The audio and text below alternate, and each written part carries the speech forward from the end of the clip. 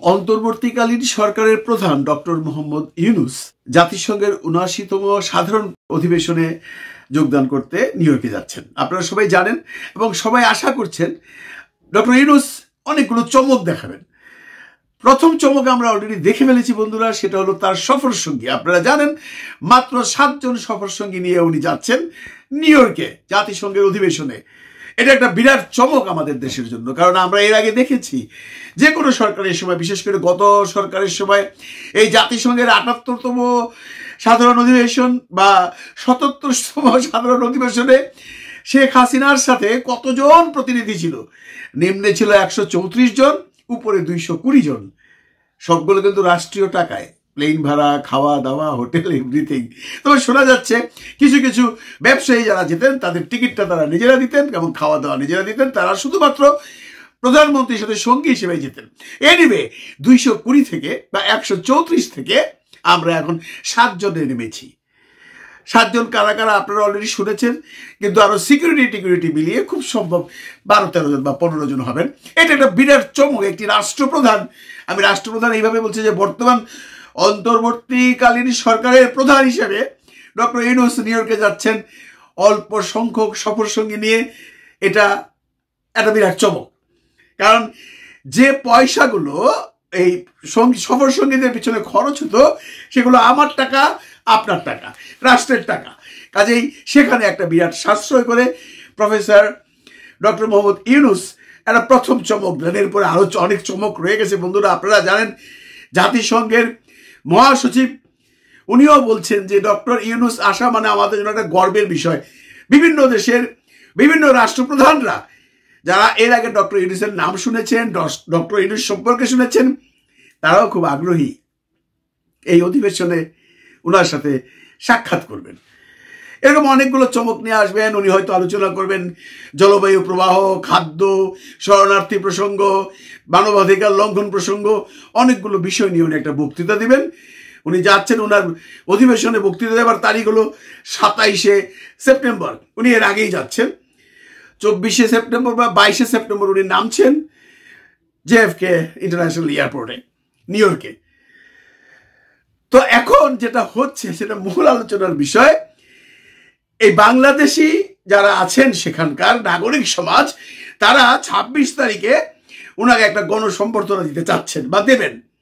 এটা হলো নিউ ইয়র্কে প্রবাসী বাংলাদেশিরা, আপামর বাংলাদেশি। এটা কোনো পলিটিক্যাল পার্টির সম্বর্ধনা নয়, কারণ আপনারা জানেন ডক্টর ইউনূস কোনো পলিটিক্যাল পার্টির নেতা নন এবং উনি পলিটিক্স করে এই ক্ষমতায় আসেননি। নর্মাল যারা নাগরিক সমাজ আছেন তারা প্ল্যান করেছেন একটা সম্বর্ধনা তাকে দেবেন। এই নর্মালের মধ্যে ধরেন গিয়ে বাংলাদেশে যে আন্দোলনটা হয়েছিল, ছাত্ররা শুরু করেছিল, কিন্তু আপামর জনগণ তো তার সাথে ছিল। এটা তো অস্বীকার করার কোনো উপায় নেই। আপামর জনগণ যদি একাত্মতা ঘোষণা না করতো তাহলে হয়তোবা এত তাড়াতাড়ি গত সরকারের পতন ঘটতো না। সাধারণ পাবলিক সাপোর্ট করেছিল। এই সাধারণ পাবলিক যারা আছে নিউ ইয়র্কে, তারা এখন ইউনূসকে সাপোর্ট করছে। এটাই স্বাভাবিক, এটাই স্বাভাবিক। কারণ ডক্টর ইউনূস একটা নিউট্রালাইজেশন জায়গা থেকে এসছেন এবং উনি এসে এমন কিছু করছেন না যে তাকে বিরুদ্ধাচরণ করতে হবে। এবং সবাই আশাবাদী তার বিভিন্ন কর্মকাণ্ডে। উনি এই কয়েকদিনেই, এই ১-১.৫ মাসেই যা করেছেন সবগুলো পজিটিভ। সেই কারণেই নিউ ইয়র্কের যত বাঙালি আছেন তারা তাকে সম্বর্ধনা দিবেন ২৬ তারিখে। হয়তোবা তারা জিএফকেতে তাকে রিসিভ করবেন, হয়তোবা তারা জাতিসংঘের সামনে, আপনারা জানেন জাতিসংঘ নিউ ইয়র্ক ম্যানহাটনে অবস্থিত, নিউ ইয়র্ক শহরে অবস্থিত, সেই অফিসের সামনে হয়তোবা তারা তাকে উচ্ছ্বাস প্রকাশ করবেন।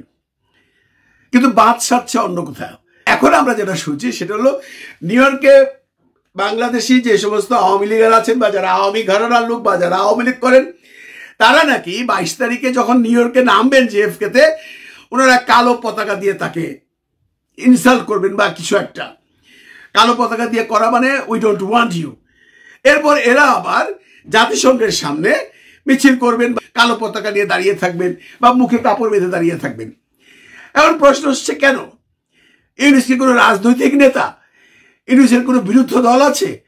ইউনূস তো ইচ্ছা করে আসেন এখানটায়। ডক্টর ইউনূসকে বাংলাদেশের 18 কোটি মানুষ এনে বসিয়েছে। আপনারা যারা আওয়ামী লীগ করেন, আপনারা তাকে পছন্দ করছেন না কেন? কারণ ডক্টর ইউনূস তো আর আওয়ামী সরকারকে পতন করার ঘটনা ঘটায়নি। এটাকে ডক্টর ইউনূস করেছে না, এটা বাংলাদেশের 18 কোটি মানুষ করেছে। তো আপনারা এই যে কালো পতাকা উত্তোলন করে তার প্রতি ঘৃণা ছড়াচ্ছেন বা জাতিসংঘের সামনে দাঁড়াবেন, এতে করে কার ভাবমূর্তি ভালো হবে আপনারা একবার ভাবুন।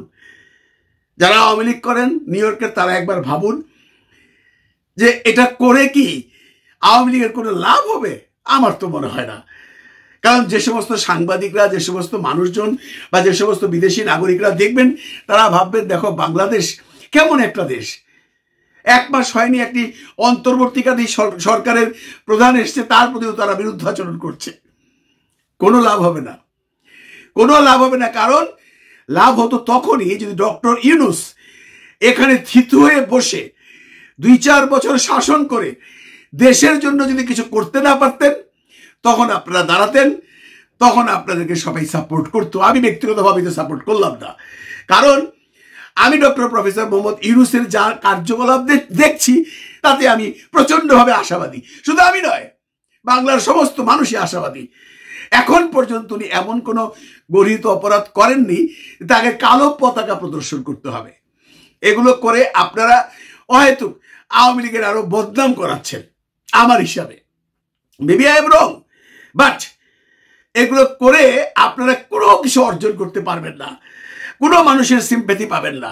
এবং সবচেয়ে বড় কথা যেটা হচ্ছে, এই যে নাগরিক সংবর্ধনার মানুষ যারা যাবে জেএফকেতে বা মানুষ যারা যাবেন জাতিসংঘের সামনে, তাদের মুখোমুখি হবেন আপনারা।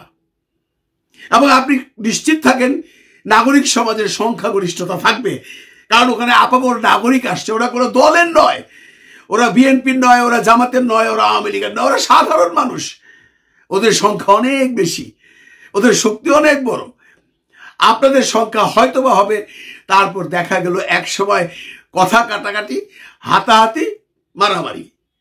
মানুষ হাসাবেন, অবভিয়াসলি মানুষ হাসাবেন, অন্য কোনো বেনিফিট পাবেন না।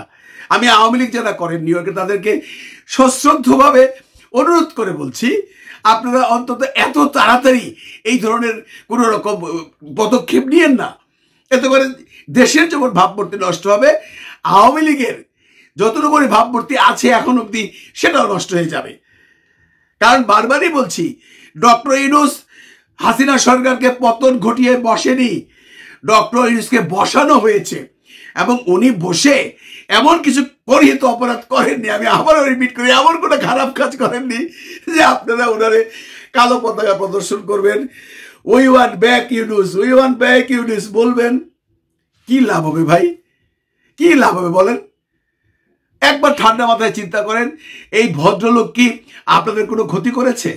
হ্যাঁ, উনি বিচারে যাচ্ছেন, যে যদি কোনো বিচারে কোনো আওয়ামী লীগার ধরেন সে প্রমাণিত হলো, তার বিচার হবে, এটাই স্বাভাবিক। আপনারা অহেতুক একটা নূতন ঝামেলা তৈরি করার প্রচেষ্টায় লিপ্ত হয়েছেন। এবং আমি শিওর নাগরিক সমাজে যারা যাবেন তারা হয়তো বা কোনো মারামারি ঝাড়ামারিতে যাবেন না, কিন্তু তাদের উপর আক্রমণ হলে বা তারা আক্রমিত হলে তারাও ছেড়ে কথা বলবেন না। অহেতুক কিছু মানুষ আহত হবেন, অহেতুক কিছু মানুষ নিউ ইয়র্কের জেলে যাবেন, অহেতুক কিছু মানুষ যাদের পারমিশন নেই তারা ওখান থেকে বিতাড়িত হবেন। ডক্টর ইউনূসকে অধিবেশনে যোগ দিতে দিন, উনি কি বলে দেখুন, ওনার কি উদ্দেশ্য শুনুন। আপনারা আন্দোলন করার সময় অনেক আসবে। যদি ডক্টর ইউনূস ফেল করে, শুধু আওয়ামী লীগ আন্দোলন করবে না তো, বাংলাদেশের সবাই আন্দোলন করবে, আপামর জনগণ আন্দোলন করবে। সুতরাং মানিজ্যত দিয়ে ডক্টর ইউনূসকে অধিবেশনটায় কাজ করতে দিন, দেশের জন্য করতে দিন। দেশের জন্য উনি চেষ্টা করছেন, ওনাকে সাহায্য করুন। না পারেন চুপচাপ ঘরে বসে থাকেন।